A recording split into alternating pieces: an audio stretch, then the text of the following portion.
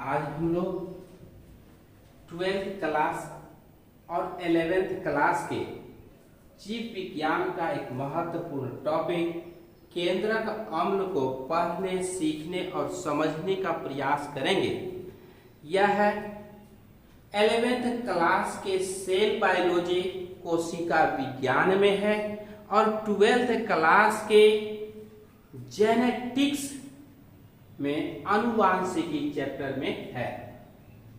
तो सबसे पहले प्रश्न उठता है कि केंद्रक अम्ल क्या है? जीवों के शरीर की कोशिका के केंद्रक द्रव में पाया जाने वाला ऐसा अम्ल जो न्यूक्लियोटाइड का बहुलक होता है, कोशिका के सभी कार्यों का नियंत्रण और समन्वय करता है, आनुवांशिक गुणों का वाहक होता है, माता पिता के गुणों को पीढ़ी दर पीढ़ी उसके संतान में पहुंचाने का काम करता है, उसी को केंद्रक अम्ल कहते हैं। केंद्रक अम्ल जैसा कि आप देख रहे हैं न्यूक्लियोटाइड का बहुलक है। यह न्यूक्लियोसाइड और फास्फोरिक एसिड के मिलने से बना होता है। न्यूक्लियोसाइड पेंटोज शुगर और नाइट्रोजन युक्त क्षार से बना होता है। यह फास्फोरिक अम्ल की रचना है। यह पेंटोज शुगर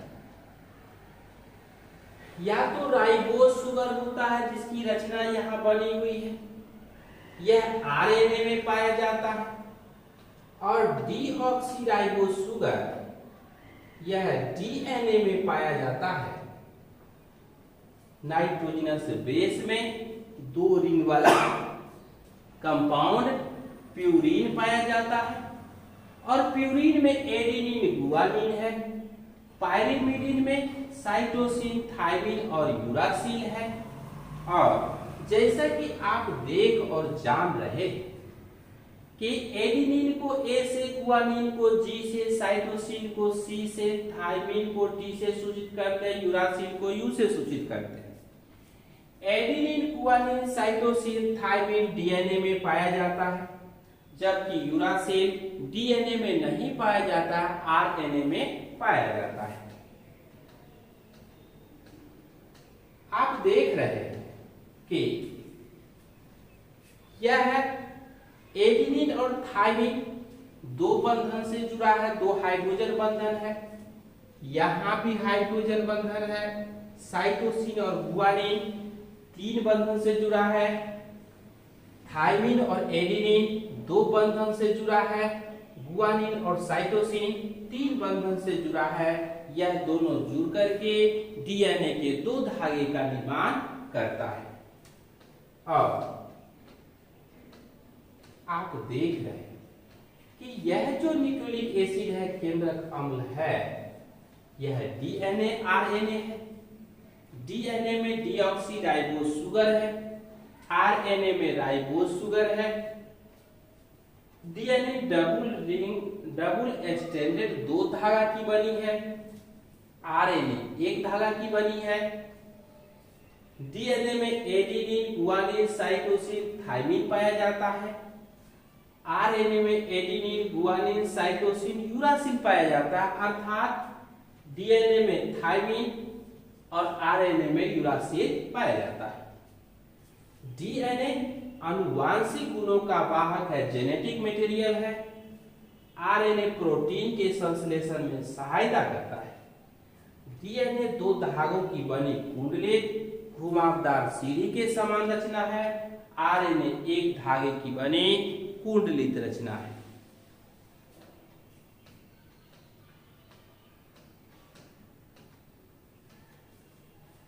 इसके साथ साथ आप क्या देख रहे हैं, क्या समझ रहे हैं कि यह जो चारगाफ का नियम है कहता है कि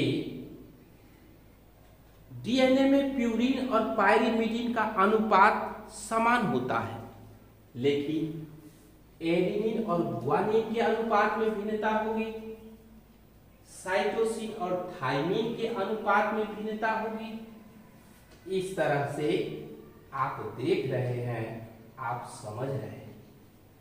डीएनए दो प्रकार का है, एक बी डीएनए लगभग 95% और जेड डीएनए लगभग 5%। बी डीएनए की मोटाई 20 एंगस्ट्रॉम और जेड डीएनए की मोटाई 1800 एंगस्ट्रॉम है।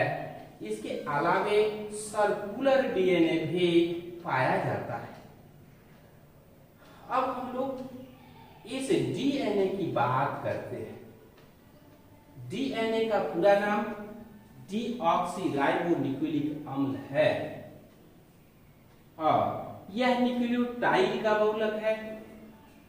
न्यूक्लियोसाइड और फास्फोरिक अम्ल से मिलकर के बना होता है, जैसा कि पहले भी बताया गया है।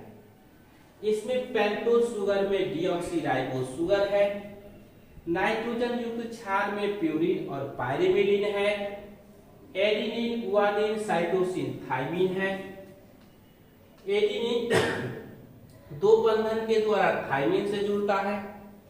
थाइमिन दो बंधन के द्वारा एडेनिन से जुड़ता है। गुआनिन तीन बंधन के द्वारा साइटोसिन से जुड़ता है।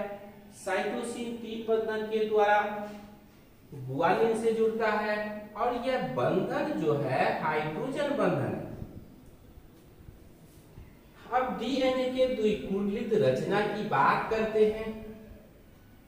डीएनए की द्विकुंडलित रचना को जेम्स जेडी वाटसन और एफ.एच.सी. क्रिक ने 1953 ईस्वी में दिया, इसलिए इसे वाटसन और क्रिक की द्विकुंडलित रचना भी कहा जाता है। इस महत्वपूर्ण काम के लिए जेम्स जेडी वाटसन और एफ.एच.सी. क्रिक को 1962 ईस्वी में मॉलिक्यूलर बायोलॉजी का नोबेल पुरस्कार से सम्मानित किया गया। यह द्विकुंडलित रचना प्रयोग के द्वारा सत्यापित है, सही है। मैसेल्सन तथा एस्टाहाल ने इस द्विकुंडलित रचना का प्रायोगिक सत्यापन भी किया। और जैसा कि आप देख रहे हैं, यह जो रचना बनी हुई है डीएनए के द्विकुंडलित रचना है।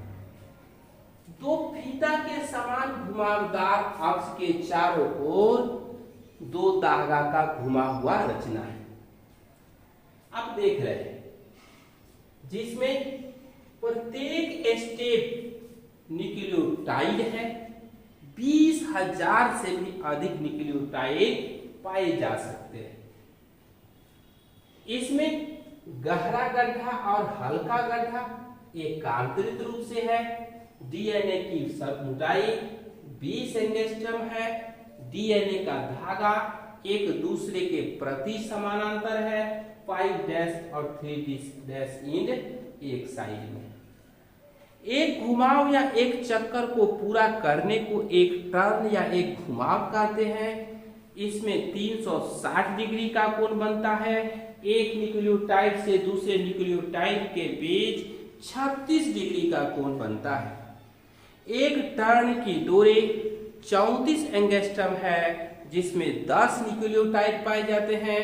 एक न्यूक्लियोटाइड से दूसरे न्यूक्लियोटाइड के बीच की जो दूरी है वह 3.4 एंगस्ट्रॉम है। इस तरह से हम लोग देखते और जानते हैं। डीएनए दो प्रकार का है, एक को बी डीएनए, दूसरे को जेड डीएनए और तीसरे को सर्कुलर डीएनए कहते हैं। यह सबसे अधिक पाया जाने वाला डीएनए है। यह 20 एंगस्ट्रॉम मोटा है, यह 18 एंगस्ट्रॉम और यह एक धागा वाला सर्कुलर डीएनए। चारगाफ का नियम कहता है कि एडेनिन और प्यूरिन और पायरिमिडिन का अनुपात समान होता है, परंतु साइटोसिन और गुआनिन, साइटोसिन और थाइमिन के अनुपात में एडेनिन और गुआनिन के अनुपात में भिन्नता पाई जाती है। इसके बाद हम बात करते हैं डीएनए के काम पर। तो डीएनए आनुवांशिक गुणों का वाहक है। माता पिता के गुणों को पीढ़ी दर पीढ़ी उसकी संतान में पहुंचाने का काम करता है। डीएनए प्रोटीन के निर्माण के लिए मैसेंजर आरएनए का निर्माण करता है। यह कैसा प्रोटीन बनाना है उसके लिए आदेश या संदेश मैसेंजर आरएनए के रूप में देता है। डीएनए से आरएनए का निर्माण होता है, आरएनए से प्रोटीन बनता है, प्रोटीन से एंजाइम और पेप्टाइड हार्मोन बनते हैं जो शरीर के बायोकेमिकल रिएक्शन को सुचारू रूप से चलाता है। यूं कहें तो यह डीएनए जो है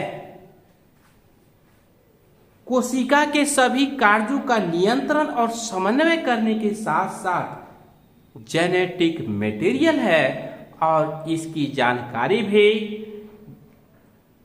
ग्रिफिथ मैक्लियोड मैकार्थी ने ट्रांसफॉर्मेशन प्रयोग के द्वारा दी थी और हर्शे चेस ने डीएनए के आनुवांशिक पदार्थ होने की पुष्टि ट्रांसडक्शन प्रयोग के द्वारा की थी। और डीएनए आनुवांशिक पदार्थ है, हम सभी लोग जानते हैं, माता पिता के गुणों को उसके संतान तक पहुंचाने का काम यही डीएनए करता है।